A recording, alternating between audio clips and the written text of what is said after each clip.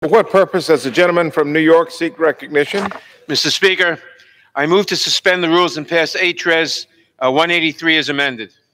The clerk will report the title of the resolution. House Resolution 183, resolution condemning anti-Semitism as hateful expressions of intolerance that are contradictory to the values and aspirations that define the people of the United States, and condemning anti-Muslim discrimination and bigotry against minorities as hateful expressions of intolerance that are contrary to the values and aspirations of the United States. Pursuant to the rule, the gentleman from New York, Mr. Nadler, and the gentleman from Georgia, Mr. Collins, each will control 20 minutes. The chair now recognizes the gentleman from New York. Mr. Speaker, I ask unanimous consent that all members have 5 legislative days to revise and extend their remarks and include extraneous material on the bill under consideration. Without objection. Thank you, Mr. Speaker. I yield myself 5 minutes. Gentleman is recognized. Mr. Speaker, I rise in strong support of Res. 183, which condemns anti-Semitism unambiguously, as well as anti-Muslim bigotry and all forms of prejudice against minorities, as contrary to fundamental American values and principles. This resolution makes clear that we condemn anti-Semitism, Islamophobia, and racism, no matter where on the political spectrum they may emanate from, right, left, or center. This resolution is a statement of our values as a nation. And while it focuses on concerns raised in the last few weeks regarding anti-Semitism and Islamophobia, it addresses those noxious forms of bigotry in the context of our broader concern with all forms of bigotry and hatred in our country. Bigotry against members of minority groups based on their actual or perceived religion, ethnicity, race, or national origin are among the cardinal sins of our nation.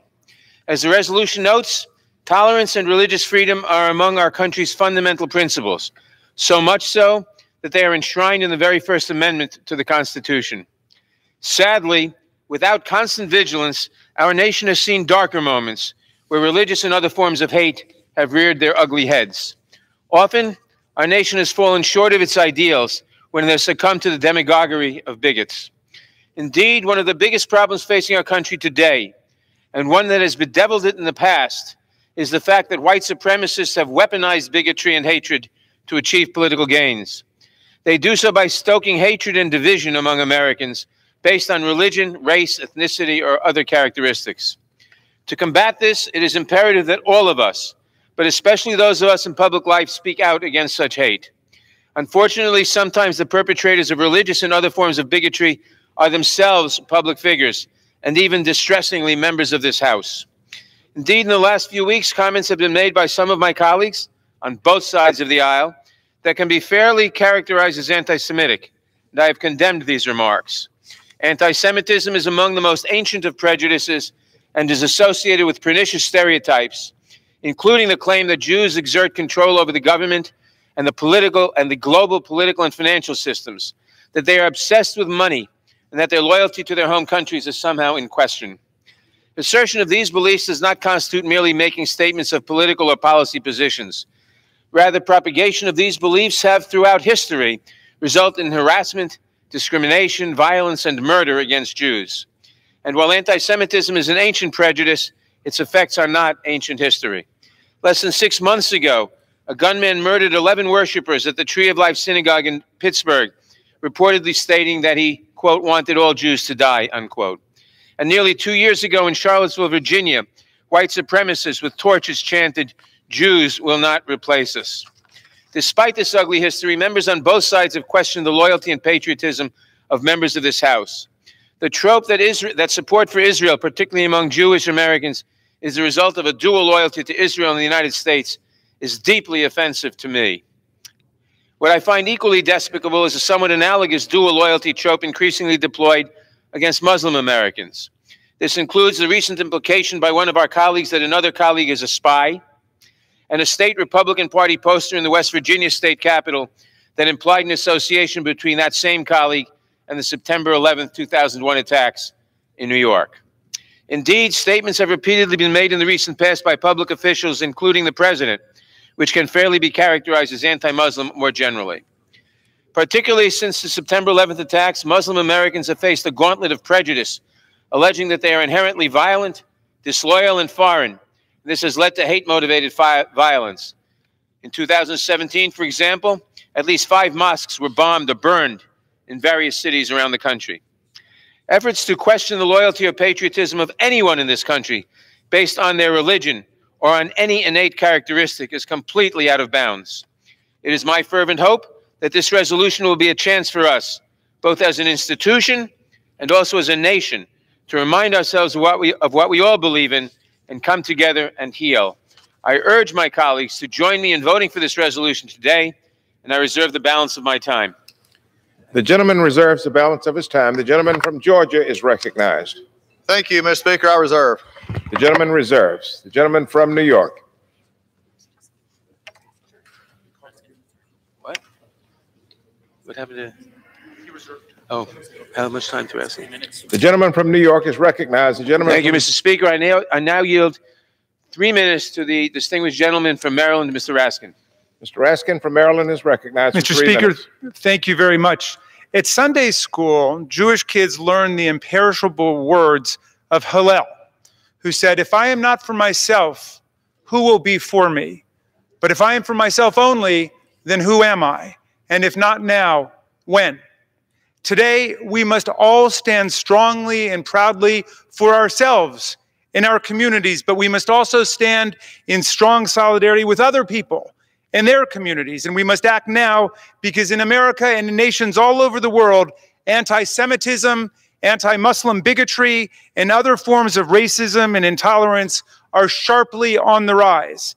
These old and lethal poisons are not only a threat to individual Jews and Muslims and African Americans and Hispanic Americans and Asian Americans and Native Americans walking down the street and to our children playing at school. They are the common enemy of liberal democracy, which depends upon tolerance and pluralism to survive.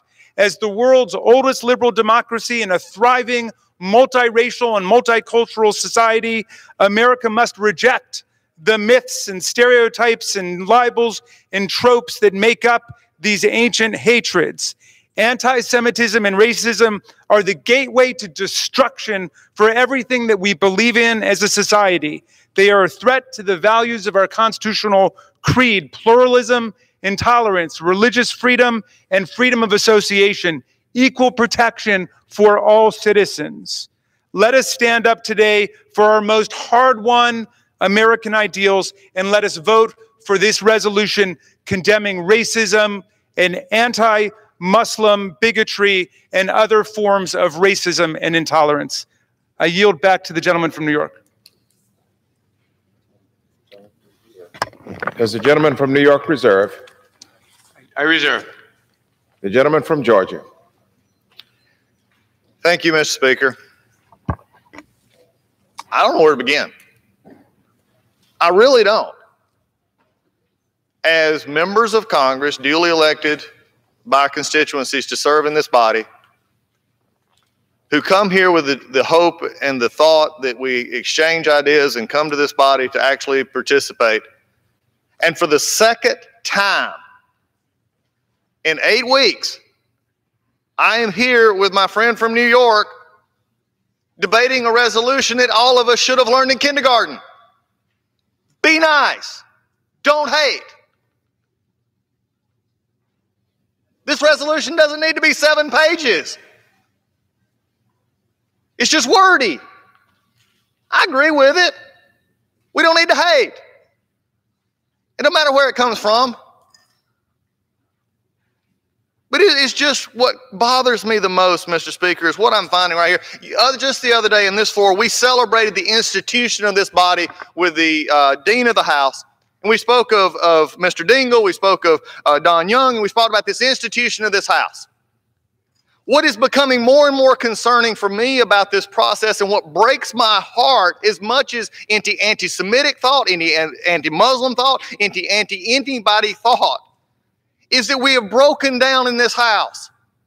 Last week we brought to the floor in which a bill in which was supposed to be about firearms, which my friends across the aisle were mistakenly didn't understand the penalty associated with the bill.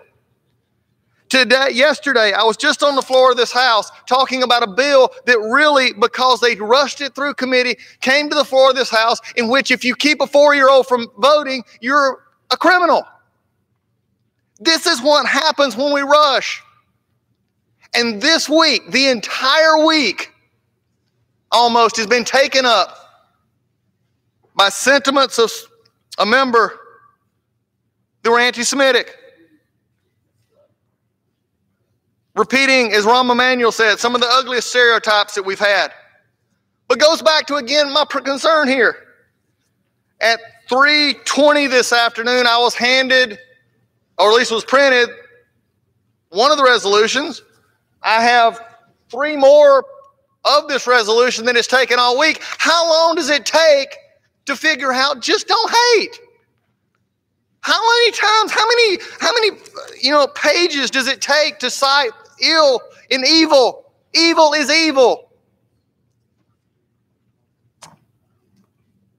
My heart breaks, Mr. Speaker. My heart breaks for this institution. When we say that we see something that is anti-Semitic, but we say, well, they may not have known it was. It's anti-Semitic. It's anti-Muslim. It's whatever you want to call it. It's just wrong. My heart breaks. And then I find out that we changed it now lately is to add other groups in here who undoubtedly saw they wasn't a part of the groups. So we added in new groups to the list. I guess since we're at it, why didn't we add Mormons? Why didn't we add Jehovah's Witnesses? They've been attacked. Mormons have many times been accused of dual allegiance. Ask a former presidential candidate.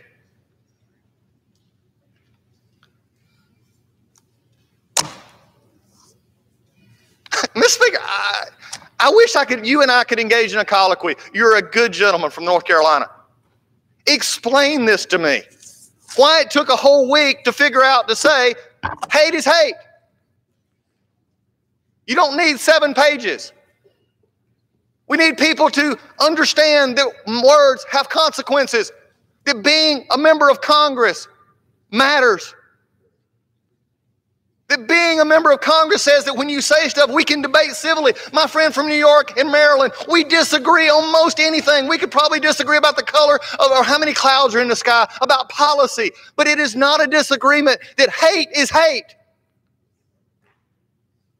And we shouldn't overlook it and try and lump it with everything else and give moral equivalency.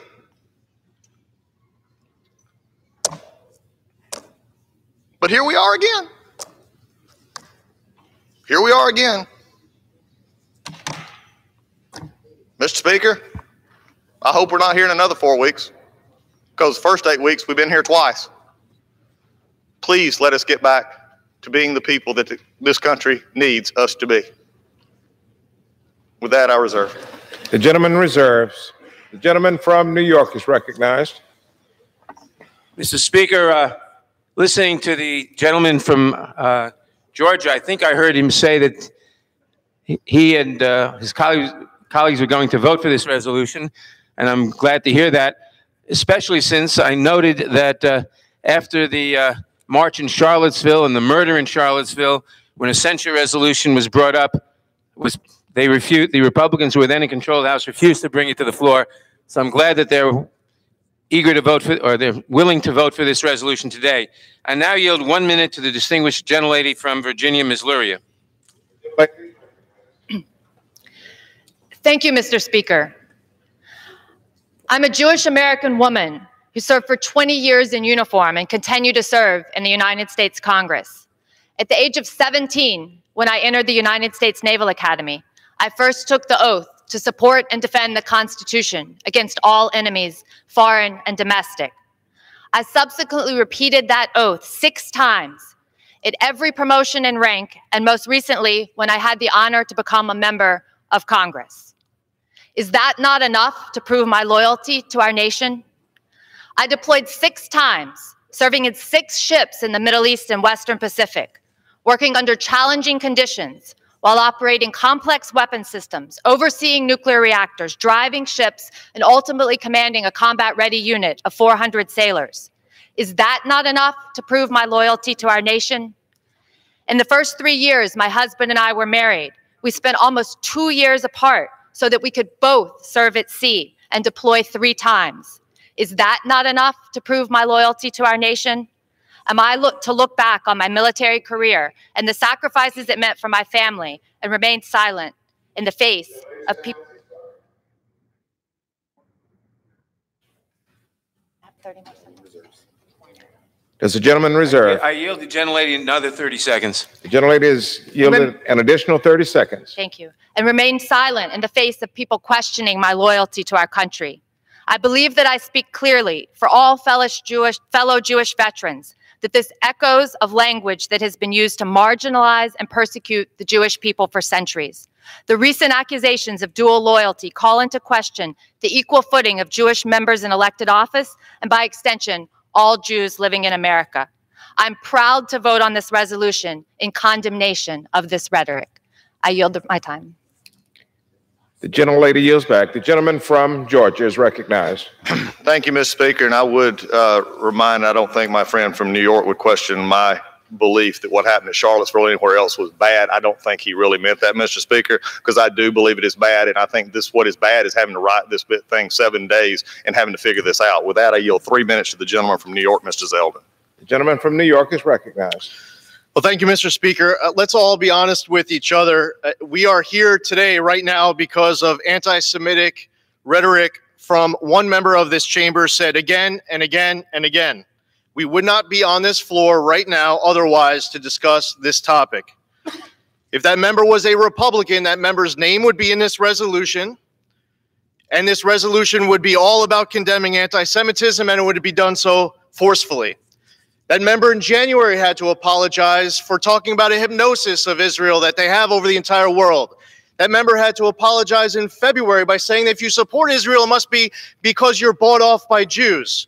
That member called it an unequivocal apology, even though she filled it with equivocation. And now we're back again, this time by saying that if you support the U.S.-Israel relationship, that you must have pledged allegiance to a foreign government. Except this time, that member is refusing to apologize. Even if you gave that member every benefit of the doubt that she had no idea what she was doing, why now wouldn't she be apologizing? Why would she be more emboldened to refuse an apology altogether? I apparently am giving Rep. Omar more credit than the Speaker is, because I don't believe she is naive. I believe that she knows exactly what she's doing.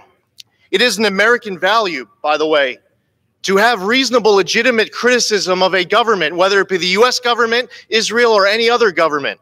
It is not an American value, though, to be hurling anti-Semitic rhetoric. Anti-Semitism must be condemned unequivocally and emphatically. We have members of this chamber who associate with Louis Farrakhan, who says, quote, Hitler was a very great man. Let's talk about a double standard. In January, we all came to this chamber. We condemned white supremacy. We named a Republican member. We kicked that member off of his committees. He can't serve on the Small Business Committee, but this member will continue to serve on the House Foreign Affairs Committee. But no, now we can't come here and just emphatically, solely, forcefully condemn anti-Semitism and name names, but if it was a Republican, we would. It's time to call out these statements for what they are. Pointed, bigoted, unreasonable, illegitimate, anti-Semitic. I commend my colleagues on the other side of the aisle who have been speaking out about all this anti-Semitism. A few members come to mind. Chairman Engel, Congressman Deutsch, Congressman Nadler, Congresswoman Lowy, Congressman Gottheimer. Many of my colleagues on the other side of the aisle, I believe to their core, know how very wrong this is, and there are many other members to name as well. And I'd be remiss if I didn't take this opportunity to say thank you to each and every one of them, because support of Israel, support of Jews, standing against anti-Semitism has been bipartisan in the past. It should be bipartisan today and should be bipartisan for every moment in the future.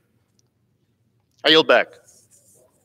The gentleman yields back. The gentleman from New York is recognized. Mr. Speaker, I now yield 1.5 minutes to the distinguished whip, the gentleman from South Carolina, Mr. Clyburn. The gentleman from South Carolina, the majority whip, is recognized. Thank you, Mr. Speaker, and I thank the gentleman for yielding me the time. Mr. Speaker, I rise in support of this resolution condemning anti-Semitism, Islamophobia, and bigotry against minorities. This resolution expresses our rejection of all attempts to weaponize words and sow discord and division. Make no mistake, Our caucus is unified, but unity does not mean unanimity. We are the most diverse caucus in the history of Congress. We are a true reflection of who and what America is. Each of us brings our own familiar backgrounds and personal experiences to this august body. Those experiences help shape our values and our perspectives, and we do so as we do the work of the American people. We learn from one another, and we do so following President Lincoln's declaration, and I quote, "With malice toward none, with charity for all, with firmness in the right God gives us to see the right, let us strive on to finish the work we are in."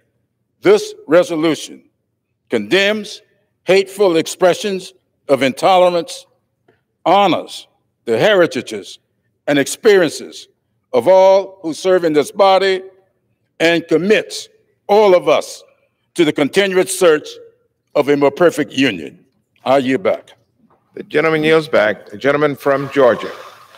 Thank you, Mr. Speaker. At this time, I yield 3 minutes to the gentleman from Arizona, Mr. Biggs. Gentleman from Arizona is recognized. Thank you, Mr. Speaker, and I thank the gentleman for yielding.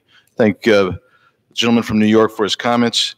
We're here today because a member of this body issued a series of anti-Semitic statements. And I couldn't help but think of what justice means and what mercy means. Well, we want to temper justice with mercy. So the first time we come to understand that maybe the depth of what was said was maybe accidental. The second time, maybe less so. And certainly the third time, we now have a pattern. And we begin to wonder how we extend mercy when justice cries out against one who is anti-Semitic. It doesn't help that Democratic leaders have attempted to rationalize and protect this individual, whether it's appearing on the cover of a national magazine, whether it's saying, quote, "She did not understand the full weight of the words," close quote. One wonders what more needs to be done to try to eradicate anti-Semitism from this body. Some have said that to specifically condemn these statements and to remove her from her committee assignments would stifle legitimate criticism of Israel. But the problem with that argument is this: the comments made were not directed at Israel, were not directed to policy, were not directed towards the American-Israel relationship. They were instead directed to Americans with the allegation that they have a dual loyalty, which is an ancient anti-Semitic cliche that has been used to target the Jewish community throughout history. How about this in the future? If a member of Congress desires to criticize Israel or criticize American policy towards Israel, maybe they can do so without resorting to an anti-Semitic rhetoric that is inflammatory, unnecessary, and frankly, it's hateful. So we stand here today and we look at a resolution condemning hatred of any kind. Who can disagree with that? I don't. I don't disagree with that. But what I will say is, you cannot temper justice any longer with mercy, with rationalization. Sooner or later, you have to face what the awful truth is. And if someone is going to persist in making anti-Semitic hateful statements, to bury that is inexcusable. With that, I yield. The gentleman yields back. Gentleman reserves. The gentleman from New York, Mr. Nadler, is recognized. Where is he? Oh. Mr. Speaker, I now yield the distinguished majority leader, the gentleman from Maryland, Mr. Hoyer, 1 minute. The gentleman from Maryland, the majority leader, is recognized. Let me suggest at the outset that no party be too self-righteous on the issue of supporting prejudice and bigotry too often.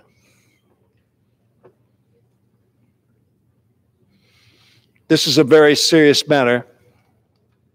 It is important to call out anti-Semitism in a way that is unmistakable and unambiguous.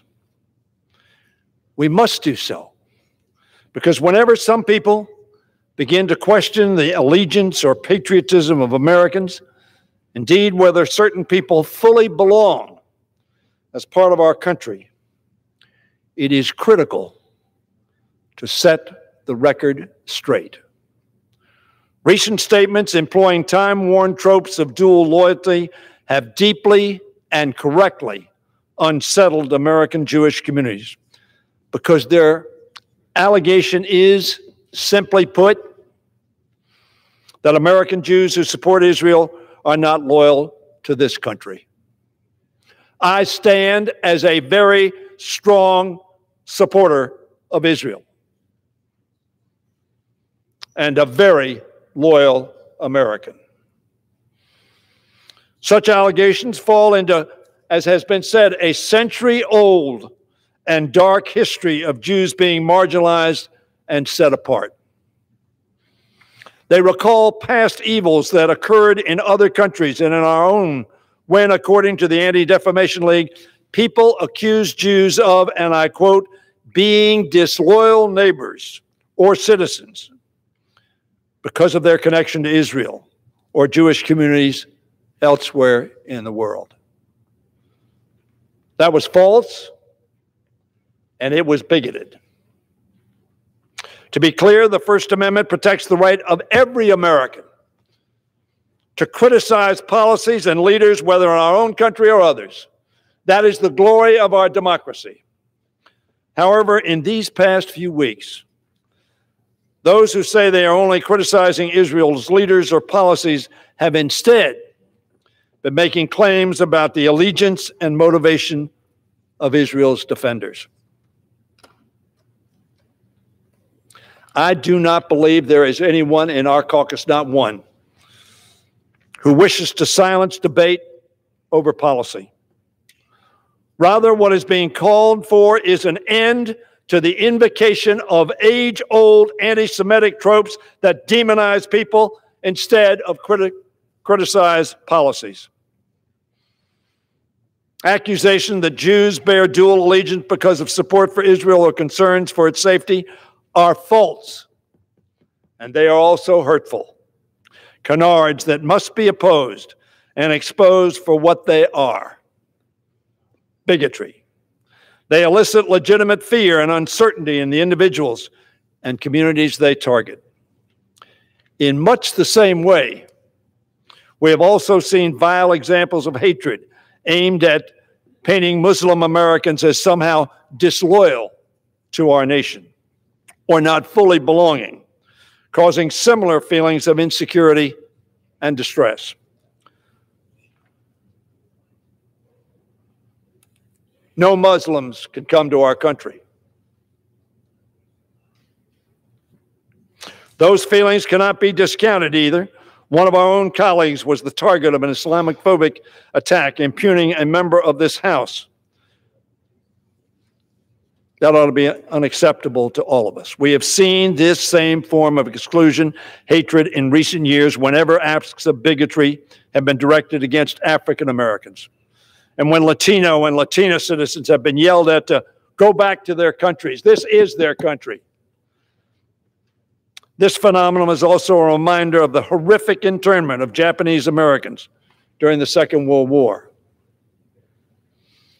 None of us ought to be like Pontius Pilate and think that we have not fallen short of the principles enunciated in our Declaration. In our multicultural republic, sometimes it is incumbent upon the American people to speak as one nation, indivisible, and make clear affirmation that all Americans have an equal share in our republic, that no one's race or creed or origin can call into question one's love of country. I will continue to urge unity in the face of anti-Semitism, Islamophobia, xenophobia, homophobia, transphobia, racism against African Americans and Latinos and Asian Americans, and other forms of prejudice and discrimination. American Jews, including those who serve our nation in Congress, need to be reassured that they are equal partners in the diverse coalition for justice, opportunity, tolerance, and equality, and that they have true allies who stand with them as firmly as they have stood with others. I will continue to make that clear. America is rightfully respected for its Declaration of Independence and its Constitution as amended and perfected, both of which proclaim the dignity and rights of individuals endowed by their Creator. But America has also seen too often the denial of that dignity and equality to millions of its citizens based upon the color of their skin, the land of their birth, or the faith of their forebears. My colleagues, if we are to be better than our past, we must reject all forms of bigotry and prejudice directed at any of our fellow human beings and fellow Americans. Let us all, in solidarity and in union with the principles of our country, support this resolution. And I yield back the balance of my time. Could you tell me how much time Mr. Collins has and how much time I have, please? Thank you. The gentleman from New York has 9 minutes remaining. And the gentleman from Georgia has 8 3/4 minutes remaining. Thank you, Mr. Speaker. The gentleman from Georgia. Thank you, Mr. Speaker. At this time, I would like to yield 2 minutes to the gentleman from Texas, Mr. Gomer. Gentleman from Texas is recognized. Thank you, Mr. Speaker. According to Proverbs, something that people who are practicing Jews and Christians believe, says there are 7 things that are detestable to the Lord. One is haughty eyes, another lying tongue, another hands that shed innocent blood, a heart that devises wicked schemes, feet that are quick to rush into evil, a false witness who pours out lies, and a person who stirs up conflict within the community. It goes so far as to say these are things the Lord hates. So the word hate is not wrong in the Jewish and Christian tradition, but anything beyond this is wrong. And yes, there have been persecution of Christians, there have been persecution of Muslims, but anybody who has persecuted a people in the name of Christianity was not acting as a Christian. That is not part of the faith. But what makes this so dangerous, and the reason I will vote against this resolution, is because we came here because of an anti-Semitic remark. And we came here to condemn anti-Semitism. But this resolution, as changed up over the last hour, now condemns just about everything. And the reason that is so dangerous is that anti-Semitism, hatred for the children of Israel, is a very special kind of hatred that should never be watered down. There has never been a persecution of a people like the Jewish people from 1933 to 1945, over 6 million killed.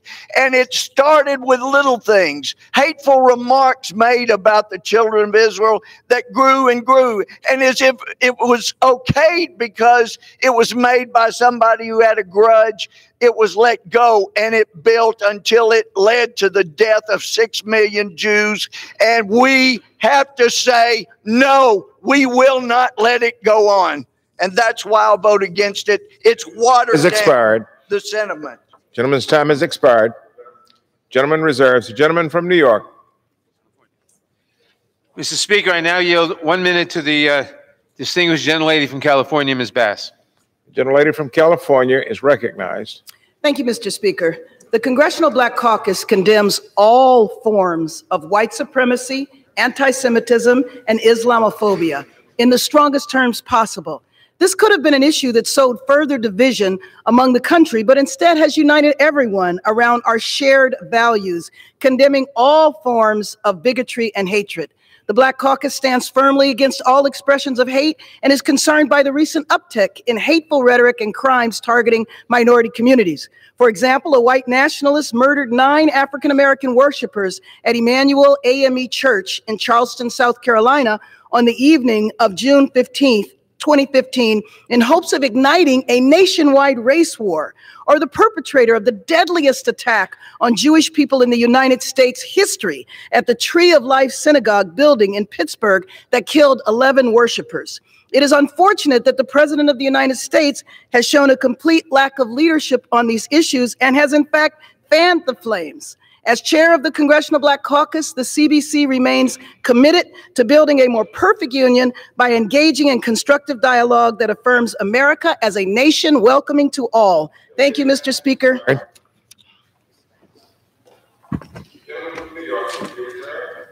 Reserved. The gentleman reserves. The gentleman from Georgia. Thank you, Mr. Speaker. I'm going to go back to what I was talking about when we first started this, and being saddened to be here, and also how we're continually rushing stuff to the floor. And I know it's an oversight, but it goes back to my very statement here. And again, I'd remind everyone here, if we wanted to write a simple resolution here, hate is hate. It's not good. Don't say it. Think about what you're doing. You could have done this in a half a paragraph. Not to belittle any of this. This is all wrong. But on page 7, number 7, we have a resolution that says condemns death threats received by Jewish and Muslim members of Congress. I'm a member who has had someone put in jail for threatening to kill me and my daughter. Why don't we condemn that?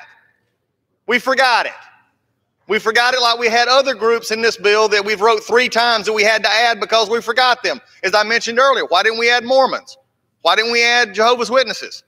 It's not that the issue here is the hate and what happened and where it went back to. And our speakers on both sides have went to the very issue of why we're here. I go back to the issue of what I talked about earlier, that I am saddened for the state of our House, that we are so concerned about trying to make talking points and finishing it that we rush stuff to this floor. This is not what we do or who we are. Hate is hate. It's bad. It's wrong. Quit saying it. But don't keep rushing stuff to the floor when you don't even really understand what you put in the bill. And with that, I reserve. The gentleman reserves. The gentleman from New York is recognized. Speaker, I now yield 3 minutes to the distinguished gentleman from New York, the chairman of the Foreign Affairs Committee, Mr. Engel. The gentleman from New York, Mr. Engel, is recognized. I thank the gentleman for yielding, Mr. Speaker. I'm going to vote yes on this measure today. I do have concerns about how we're dealing with these issues, but obviously all forms of hatred and bigotry are intolerable, and we should go on the record in saying so. I'm voting for this because when I read the resolution, I agree with everything it says. But let me say this, to the criticism that the Democratic majority won't condemn anti-Semitism. A few weeks back, we took the virtually unprecedented step of accepting a Republican motion to recommit, the procedural tool the majority never supports because it condemned anti-Semitism. We were proud to set aside precedent to condemn anti-Semitism then, and in today's resolution, we're doing so again today.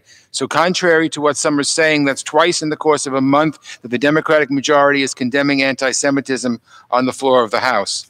But I must say, the words spoken by our colleague from Minnesota last week touched a very real, very raw place for me. And my desire for the House to go on record again, specifically condemning anti-Semitism, wasn't a desire to single the gentlewoman out or to stifle debate on U.S. policy towards Israel. But it was a desire and need to say that certain words, no matter who utters them, have no place in our public discourse and indeed can be very dangerous. And when a member of our body speaks the way it speaks, the way the representative from Minnesota spoke, then we need to single it out and say we will not tolerate it. But in the last week, these problems have been compounded. Since the comments that sparked this controversy, the gentlewoman from Minnesota has become the target of vile racist Islamophobic smears and threats. One begets another, and we've got to put a stop to it now. That's horrific. Islamophobia has no place in this body or anywhere in the United States, and anti-Semitism certainly doesn't either. I wish we had had a separate resolution about anti-Semitism. I think we deserved it. I think it was wrong not to have it. I don't think we should mix everything.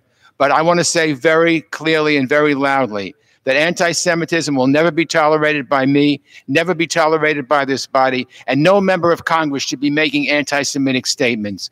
No member of Congress should be saying hurtful things and then not apologizing for them. So I hope we can put everything together, support this resolution. It condemns all kinds of hatred, whether it's Islamophobia, anti-Semitism, any kind of hatred. That's what we need to do. And every time that anti-Semitism rears its ugly head, we need to stop it. And this resolution is a fine resolution, and I will support it. But I am very disappointed that we weren't able to have a separate resolution to specifically condemn anti-Semitism and what our colleague said that really was a very hateful term. I hope we can put everything together in this House. I know we can. I know people on both sides of the aisle want to work together. We want to stomp out any form of hatred, particularly anti-Semitism. I will continue to work with anybody who wants to do that, and I yield back the balance of my time. Gentleman yields back. Do you continue to reserve? Gentleman from New York? Gentleman reserves. The gentleman from Georgia. Thank you, Mr. Speaker, and I appreciate my colleague from New York's statements just then. It's frankly a shame that he had to come say that in this context. But I appreciate what he said because he's right on. He's correct. And with that, I yield a minute and a half to the gentleman from Florida, Mr. Gates. Gentleman from Florida is recognized for 1.5 minutes. Thank the gentleman for yielding, and I fully associate myself with the comments from the gentleman from New York condemning anti-Semitism. Full stop. Entirely appropriate thing to do. I just think it's curious how we ended up here. But we are having this debate right now because Democrats had an objection to something said by a Democrat. And so they launch off on this drafting project. And then lo and behold, I hear all the remarks on the floor, and a lot of the substance in the resolution is about President Trump and criticizing him and trying to open wounds. And so this is unfortunately becoming the new mantra of the left in the Congress. When they've got a problem that they can't solve, it must be President Trump's fault. It's a lot of the sentiment that we see echoed out of the Judiciary Committee, where there is no Russian collusion. The Mueller report is about to drop. Democrats know it is not going to allege Russian collusion, and so they have to launch an 81-pronged investigation to harass our president. They can't get their own house in order, so everything's got to be the fault of a president who is creating more economic opportunity, reducing unemployment, ending wars, and doing a heck of a job for the country. I thank the gentleman for Georgia, and I yield back. Gentleman reserves. The gentleman from New York, Mr. Nadler.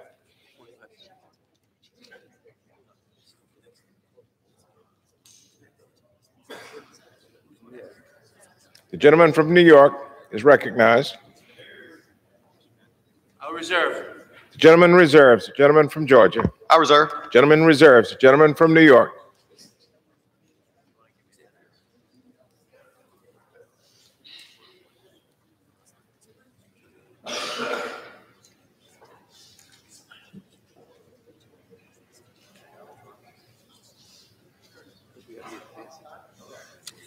Mr. Speaker, I now yield 45 seconds to the distinguished gentleman from New Jersey, Mr. Gottheimer. Gentleman from New Jersey is recognized. Thank you, Mr. Speaker. As a Jewish member of Congress who lost family in the Holocaust and whose grandfather fought the Nazis, I need no reminder about our responsibility to confront bigotry, hatred, and intolerance wherever it is found. No matter how hard one tries, the allegation of dual loyalty simply does not constitute a legitimate opinion about foreign policy. It's a slur against Jews, it's indefensible, and it's deserving of the condemnation by everyone, every time. More than anything, it's offensive to question my loyalty or anyone's loyalty to the United States of America here, simply because I'm Jewish. The same way it was appalling to question President John Kennedy's loyalty to the United States because he was Catholic. I'm glad that Congress is voicing its opposition to anti-Semitism and made it clear that dual loyalty smear is unacceptable. Unfortunately, it was also clear from the discussions this week and the ultimate resolution that anti-Semitism is being treated differently than other forms of bigotry and hatred. There shouldn't be an asterisk next to anti-Semitism, and I'll continue to fight it. Time has expired. Thank you. How much time do I have, Mr. Collins, have? The gentleman from New York has 4 1/4 minutes. How much time do I have? The gentleman from Georgia has 4 minutes remaining. I reserve. The gentleman reserves. The gentleman from New York, Mr. Nadler.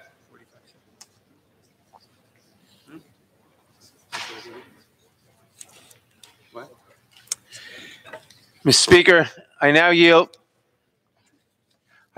45 seconds to the distinguished gentlelady from Florida, Ms. Wasserman Schultz. Gentlelady from Florida is recognized. Thank you, Mr. Speaker. One thing we are all reminded of this week is that words have power and divisive words cause pain. Every Jewish person in America, no matter where they are from, could share a story of deeply painful anti-Semitism that they have personally experienced.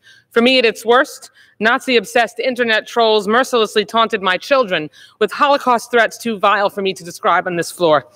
And this pain is frequently felt by all too many Americans. How you look or speak, who you love, or where you live and pray can still invite unwanted and potentially dangerous words of hostility. The conversation today about anti-Semitism, allegiance, and loyalty is necessary because remaining silent against hatred and bigotry is not an option. I'm a second-generation American on both sides of my family. 2 generations later, it was possible for me to become a member of the U.S. Congress, only in America. So questioning my allegiance is painful and personal. Unfortunately, this dual loyalty question is not isolated to Jews. Words have power.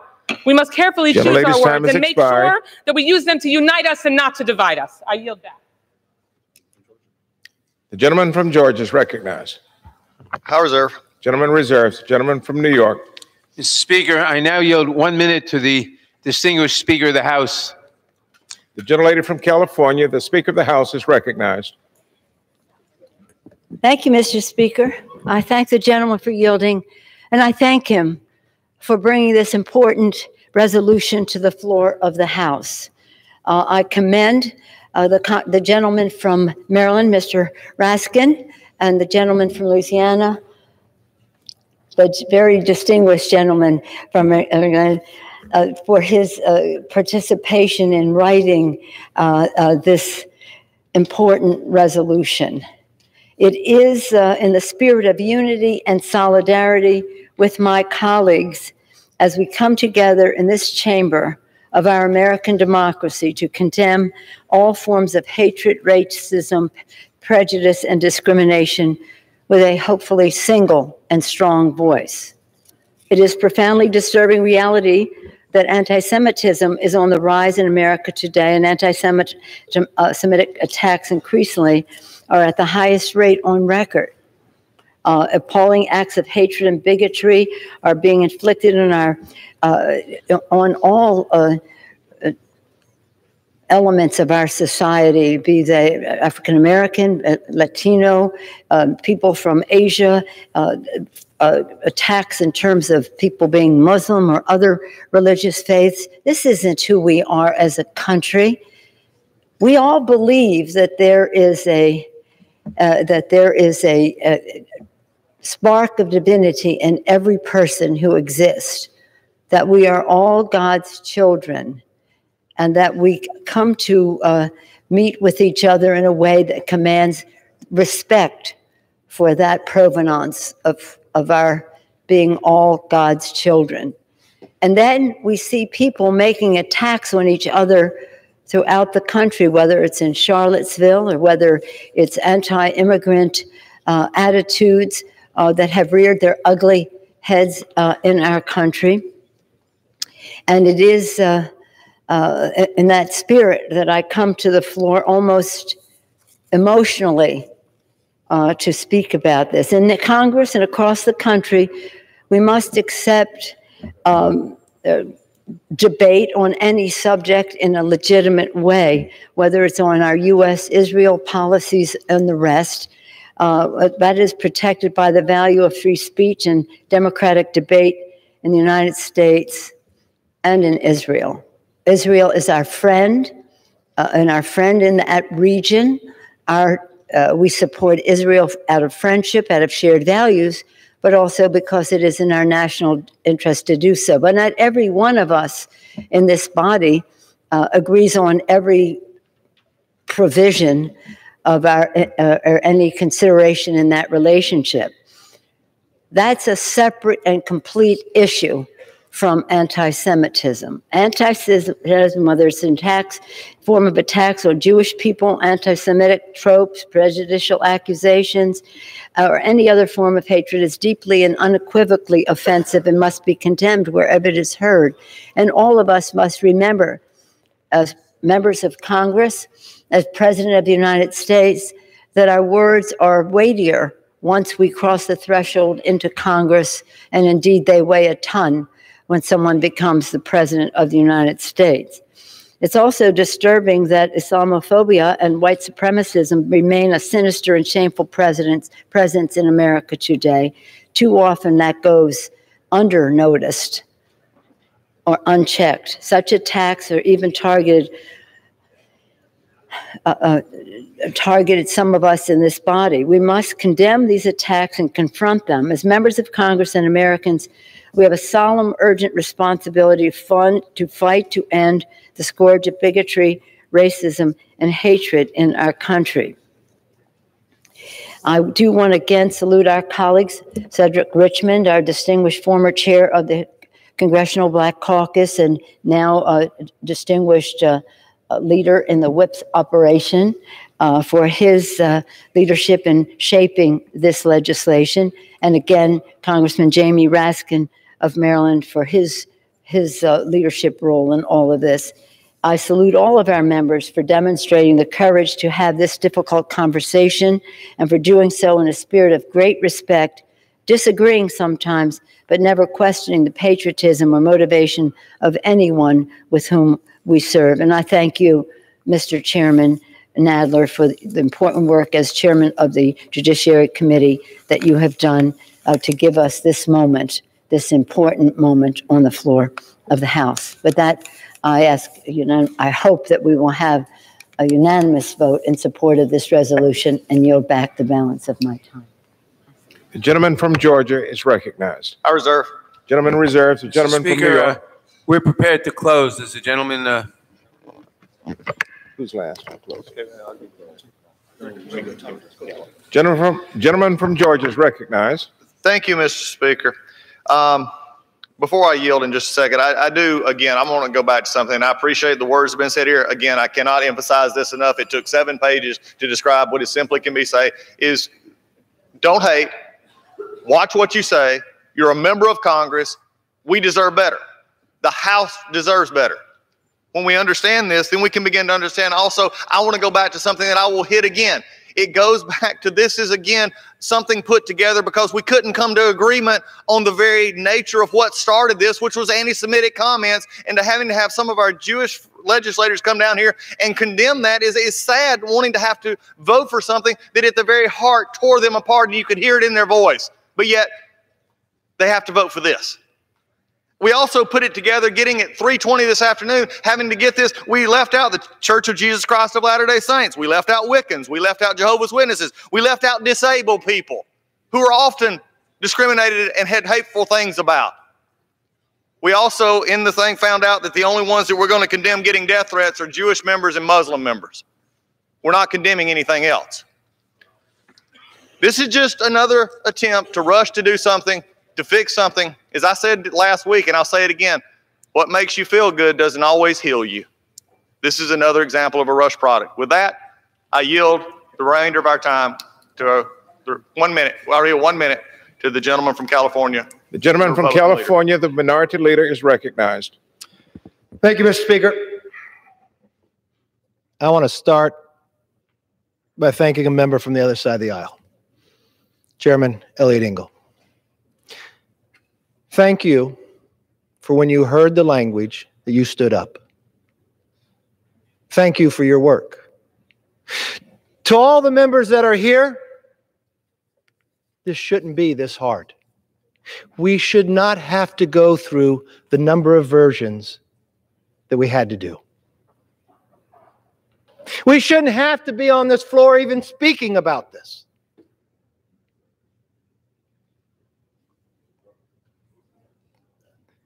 I hope we won't be back. Of all the things that have happened this Congress, this is what we've talked about the most. This is the action that this Congress has taken the most. Twice. Twice we have to make a statement that we're opposed to anti-Semitism. The first time, it took the minority that doesn't have very many abilities to bring something to the floor, but we did, and we spoke with one voice. But now we're back in a few weeks. stating the same thing, but without apologies. Without apologies from that voice. It did not have to be this hard. Well, you didn't have to break 72-hour rule that you put in this year to make it less than an hour, because fear of what would happen tomorrow on a motion to recommit. I will pledge to you this. From this side of the aisle, and I hope you understand this clearly. Any hatred, we take action. I hope you've seen from the action on this side of the aisle of where we stand. We didn't have to have a resolution, but when it came to the floor, we voted for it. We took action before it came to the floor, and it wasn't simply, please apologize. It didn't have to be this hard. Yes, Mr. Speaker, our Madam Speaker was right. America is better than this. But to my members, Congress is better than this. Please do not make history right about our time with these 2 years that the most we've ever done is that we had to keep bringing resolutions to the floor to tell people that anti-Semitism is wrong. If that's the only action we're going to take, I know we're better than this.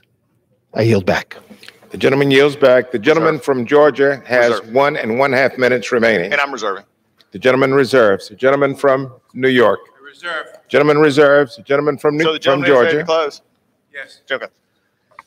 Mr. Speaker, as we come to the conclusion of our second time doing this, I'll echo the sentiments of our leader who just spoke. I echo the sentiments of most everyone who has spoke here, that this is wrong. You know, one time we should learn. 2 times we're getting nothing out of this anymore. Because undoubtedly we're getting numb to it because we just put everything it can imaginable that we could think of in the short amount of time, unless somebody brought it up, into a resolution and say, this is hate, we don't need to do this. We don't need a manual to tell us who we can't hate. How is this so hard? Why do we blow process? Why do we disrespect this institution? By bringing together things that are thrown together at the last minute, that leave out death threats to any other member besides 2 groups of members, that leave out others who have been hated upon. It breaks my heart after just a day or so ago, speaking of the institutional spirit and hearing the dean of this house talk about working together. It breaks my heart that we're 8-9 weeks into this session, and this is our largest accomplishment, telling the world, don't hate. That's our largest accomplishment. Mr. Speaker, my fear is with this today, I don't want to be here again. But with the way this was handled, I fear we may be. We're better than this. This should not be where we're at. Why do we keep coming back? Because many times members forget the awesome responsibility that they have been given as members of Congress. Our mouths and our tongue can be our greatest enemy. Let us remember that as we seek guidance each day. With that, I yield back. Gentleman yields back. The gentleman from New York is recognized. Mr. Speaker, I now yield the balance of our time to the distinguished gentleman from Louisiana, Mr. Richmond. Gentleman from Louisiana, Mr. Richmond, is recognized. Thank the gentleman from New York for yielding. Let me just say that we are better than this. And we've seen in this body where we've had members attacked. And we came together right here in this body where we all held hands and we said that words have consequences and we were going to do better. We were going to set an example. And before we could walk off the floor, there was a commercial running to attack the character of our then leader, Nancy Pelosi. So hollow words mean nothing to me. Booker T. Washington once said that we are as separate as the fingers, but we are as whole as the hand. So we come together today, hopefully as whole as the hand, to condemn anti-Semitism, bigotry, racism, all of the phobias, Islamophobia, homophobia. What we do is push love, like Dr. King said. But in the eulogy for Dr. King, Dr. Benjamin E. Mays blamed in part the American people for the assassination. He pointed out that the assassin heard enough condemnation of Dr. King and of Negroes to feel that he had public support. So when Dylann Roof murdered 9 worshipers in Charleston, he thought he had public support. The shooter at the Tree of Life Synagogue in Pittsburgh thought he had public support. The neo-Nazis and the white nationalists who marched in Charlottesville thought they had public support. The shooter of Gabby Giffords thought he had public support. The shooter of Steve Scalise thought he had public support. What we're doing here today is making it unequivocally clear to the public that no one has the support to engage in discrimination and racism and anti-Semitism. But Dr. Mays went on to challenge us as Americans to do better. He said, we, and not the assassin, represent America at its best. He said, we have the power, not the prejudice, not the bigoted, not the anti-Semite, not the assassin, to make things better. So we too in Congress have the power and the obligation to make things right. Though we come from dramatically diverse backgrounds and though we have lived very different lives, we must all right now stand together against bigotry. We must make clear to those who traffic in all forms of hatred, neo-Nazis, white nationalists, racists of all kinds, anti-Semites, Islamophobes, homophobes, transphobes, and those who demonize and demean immigrants from Latin America and throughout the world, that they have no place in public disclosure. And for the record, this will be our 3rd vote on anti-Semitic measures. We voted against both of them. You all voted for one and then voted against the next one. The question is, will the House suspend the rules and agree to House Resolution 183 as amended? Those in favor say aye. Those opposed, no. In the opinion of the chair, 2/3 being in the affirmative, the rules are suspended. Mr. Speaker, on that I ask for a recorded vote. Does the gentleman ask for the yeas and nays? I do indeed. The yeas and nays are requested. Those favoring a vote by the yeas and nays will rise. A sufficient number having risen, the yeas and nays are ordered. Members will record their votes by electronic device. This is a 15-minute vote. The legislative focus of the House this week has been H.R. 1, a bill dealing with campaign finance, voting rights, and ethics. We expect amendment votes coming up shortly and more debate into tonight with final passage tomorrow. But always in the background off the floor of the House has been the potential for resolution based on comments made over the weekend by freshman representative, Democrat Representative Ilhan Omar of Minnesota, but that were seen by many as anti-Semitic.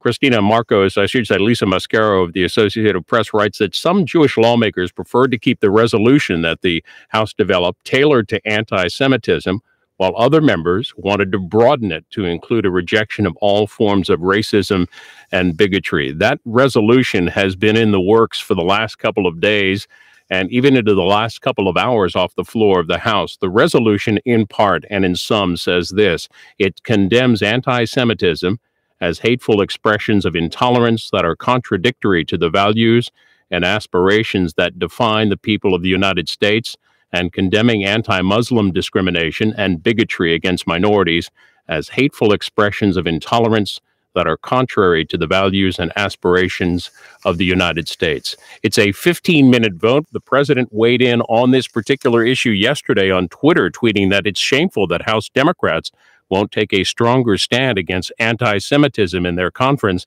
Anti-Semitism, he tweeted, has fueled atrocities throughout history, and it's inconceivable they will not act to condemn it. The Speaker of the House spoke just a short while ago on the floor, Speaker Pelosi, saying, quote, that I hope we have a unanimous support of this resolution. And the gentleman from Texas, Louis Gohmert, on the floor during his comments saying that he would vote against the resolution. The vote will continue 15 minutes. And again, as we mentioned, we're expecting amendment votes shortly to the campaign finance bill.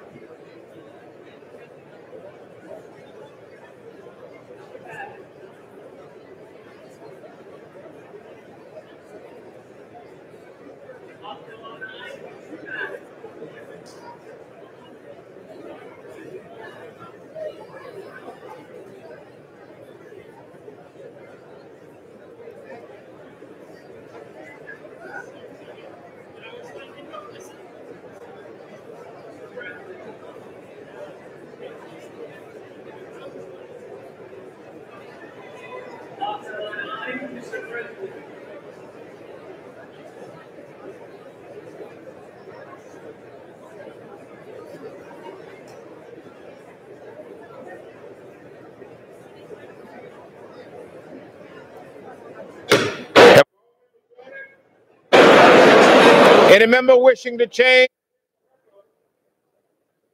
On this vote, the yeas are 407, the nays are 23, voting present 1.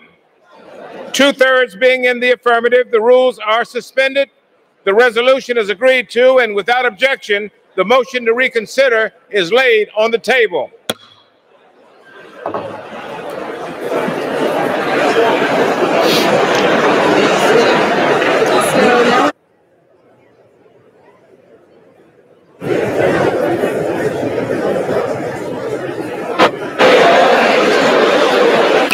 Pursuant to House Resolution 172 and Rule 18, the chair declares the House in the Committee of the Whole House on the State of the Union for further consideration of H.R. 1. Will the gentleman from California, Mr. Peters, kindly take the chair? Mr. Peters.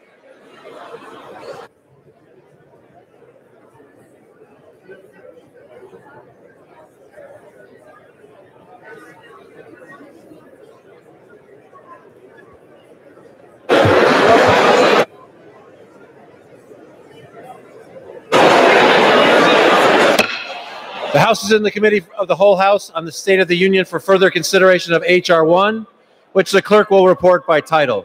A bill to expand Americans' access to the ballot box, reduce the influence of big money in politics, and strengthen ethics rules for public servants and for other purposes.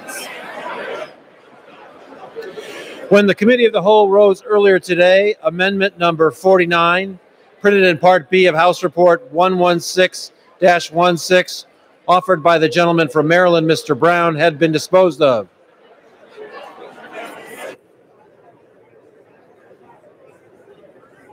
Pursuant to Rule 6, Clause 6 of Rule 18, proceedings will now resume on those amendments printed in House Report 116-16, on which further proceedings were postponed in the following order. Amendment number 3 by Mr. Raskin of Maryland. Amendment number 5 by Mr. Cole of Oklahoma. Amendment number 24 by Ms. Presley of Massachusetts. Amendment number 25 by Mr. Green of Tennessee. Amendment number 32 by Mr. Davidson of Ohio. Amendment number 33 by Mr. Davidson of Ohio. The chair will reduce to 2 minutes the minimum time for any vote in this series. The unfinished business is the request for a recorded vote on Amendment number 3, printed in House Report 116-16 by the gentleman from Maryland, Mr. Raskin, on which further proceedings were postponed and on which the ayes prevailed by voice vote. The clerk will redesignate the amendment. Amendment number 3, printed in Part B of House Report number 116-16, offered by Mr. Raskin of Maryland. A recorded vote has been requested. Those in support of the request for a recorded vote will rise and be counted. A sufficient number having risen, a recorded vote is ordered. Members will record their votes by electronic device. This will be a 2-minute vote.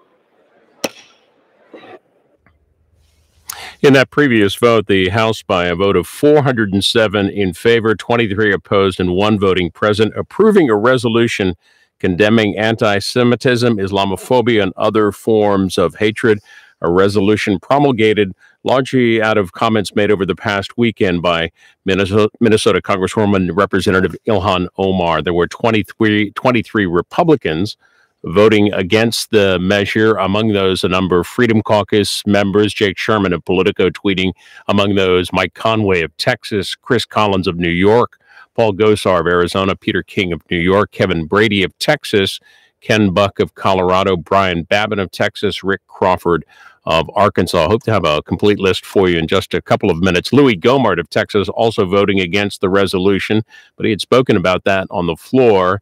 He spoke and said that he was voting against the resolution. He called it, quote, watered down, and taking the focus away from the comments made last weekend. Representative Omar, according to Billy House, with Bloomberg, voting yes in favor of the resolution. And as we mentioned, one present vote, and that was Steve King of Iowa. So they have moved on to votes on 6 amendments to H.R. 1. This has been the legislative focus of the week, a bill that would make major changes to campaign finance, voting rights, and congressional ethics. And the amendment vote here, the first of 6, these will be 2-minute votes. This one by Congressman Raskin of Maryland, an amendment which would prohibit corporate expenditures for campaign purposes unless the corporation has established a process for determining the political will of its shareholders. Again, 5 more amendment votes after this. They'll all be 2-minute votes, and then the House will resume consideration of amendments to that H.R. 1. There are 72 in total, and so far the House has made it through 49 of those amendments.